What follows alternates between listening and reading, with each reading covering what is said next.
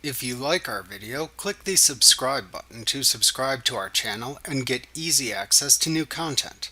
To see our full suite of ad-free video courses and training materials, visit us at teachucomp.com. You can select Help, Photoshop Elements Help from the menu bar to launch the Adobe Help Center in a separate window. This is a web-based help file. To search for help from Adobe Support, click into the Search Adobe Support field and then type your question or keywords.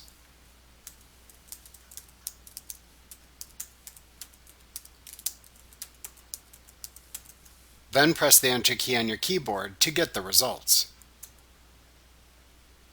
Select from the topics presented by clicking the hyperlinks to display the contents in the window.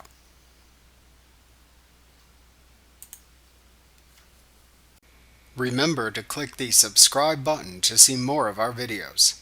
Get ad-free courses at teachucomp.com.